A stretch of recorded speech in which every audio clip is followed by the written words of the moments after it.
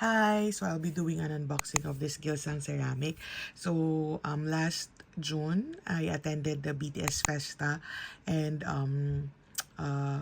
when I went to the Indasup 1 location at Lake 192, I met some armies and I invited some of them to do the Run BTS Pottery session here at Gilsang Ceramics. So actually, I didn't know that it will take about a month for the heating process or the baking process. So good thing that I had a scheduled trip going back to Korea last August. So I was able to get this. So now I'll do the unboxing.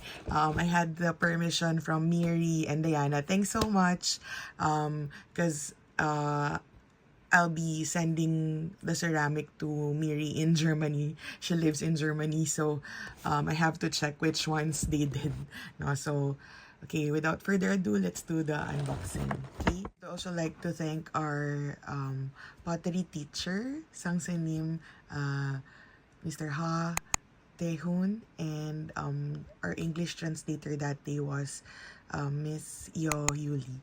So thanks so much for teaching us how to do the pottery. It was hard, but we made it.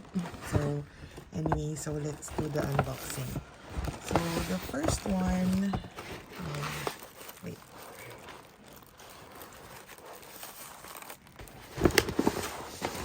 I'm not sure what I'm going to be able to get no, so kasi nga, so I'll just unbox them one by one. The first one, so I'm not sure what I'm going to get. I'm getting this random, so I'll unbox it. Oh, okay. So it's wrapped in this eco-friendly wrap. I'll try to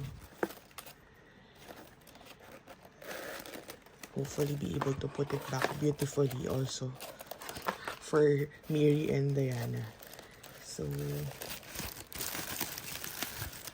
I'll put the links below where you can book a session with the pottery location. They actually have an Instagram account, Gilsang Ceramics. And okay. So this one, I think this one is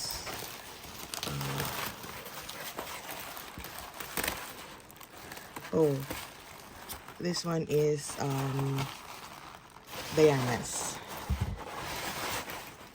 So it's so pretty. So she made a vase with the BTS logo and the names of each the members. So RM, Suga, V, Jin, JK, Jimin, and the flowers. She tried to copy what V did. So, and this is the outcome. Her bias is V. So cute, so pretty. Okay. I'll put it aside. And I'll try to put it back later sa package.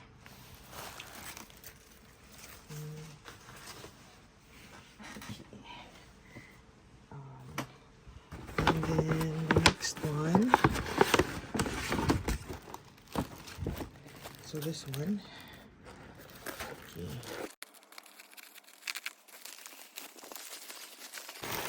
I love that it's wrapped in an eco-friendly wrapper. So this one, I think this one is, okay. So I think yeah. So this was the one of the errors made. So may crack. Yeah, so ito yung pina-repeat. This was repeated. So Miri was allowed to do another one because I think this was the first one she did. Okay.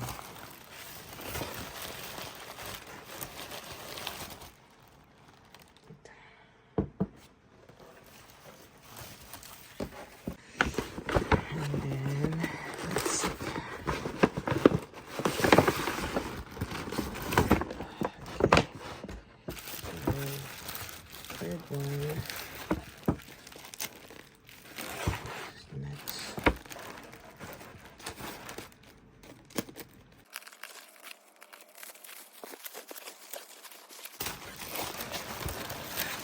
think this is the one I made.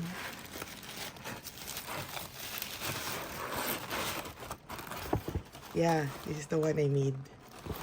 So I copied JK's. It's so pretty. Oh my gosh. This is the mug I made. Wait. And then there's a heart inside. It's so cute. Ang ganda.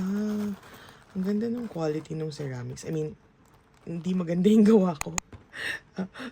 But, yeah. Yung,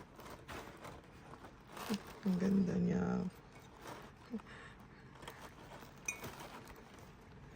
In fairness. Okay. Next one. Okay. Oh, I think this one is Mary's kasi she's the only one who made the bowl. So, but let's open because I'm gonna take a picture of everything. I'll just put it back.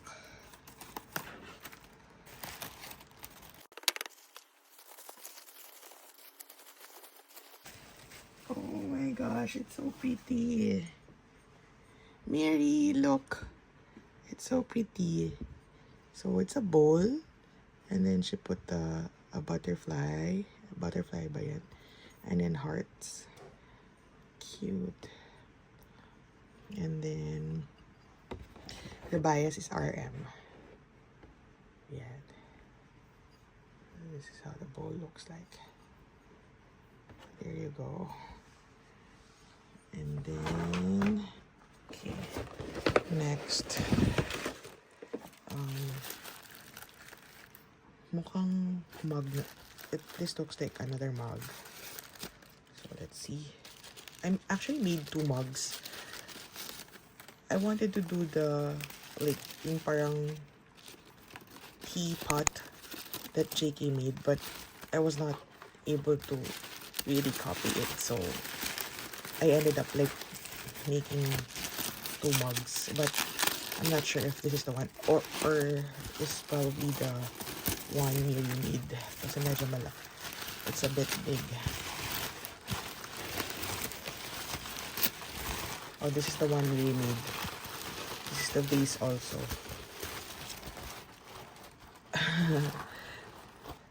Yeah, I think this one is Mary's. Yeah, this one is Mary's. So she made a vase. It looks so pretty. So she's so artistic. Look, there's the BTS logo and then an army bomb and then the boys. It's so pretty. She did all of that. It's so nice. And then yeah. I'm not sure. Was it RM also who did like this? Anyway, and then this looks like a whale. Yeah, whale. Anyway, it's so pretty. Vase. She's so artistic. Yeah. Amazing. Was it the date?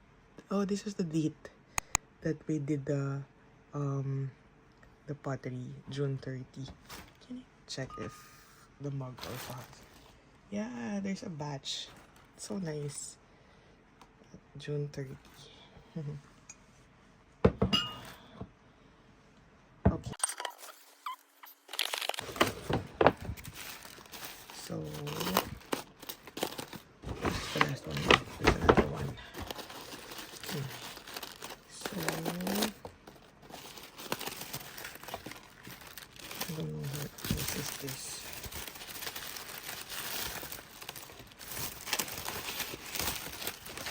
This is probably Diana's. Yeah. She also did a JK mug. Yeah. I know this is mine. Ah, okay. It's so cute. Oh my gosh. So I just placed my name and then Jungkook's last name, of course. Sweet John. And then BTS and then the logo. So Yan. So, this was the one that I tried to copy the tea pot that JK made. But, I don't know. Minimalistic ang approach ko.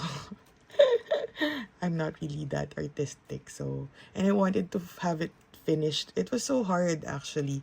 We spent like 3 hours in the pottery, and we even extended, and they were so kind and patient to us because it took us a while with the molding, and especially the coloring session. So putting the colors in the ceramics. So I kept it simple, just the letters and the logo, so I could finish it on time. Yeah. And then the last one is Diana's, I think, the mug, the JK mug. Okay. So let's see.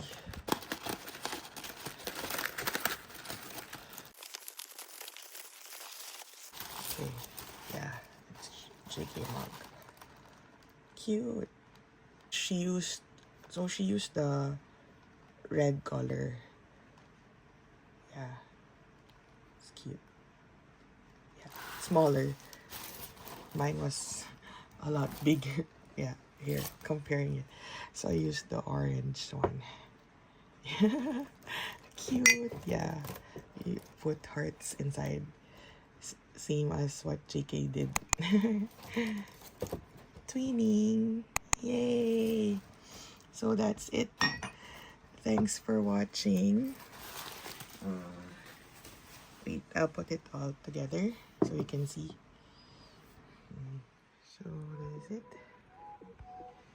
So it's my creation. Yeah. And then Miri's and Brianna's. So that's it. The BTS logo here. There you go. Thanks for watching. Please do click like and subscribe for more unboxing. Bye. 안녕.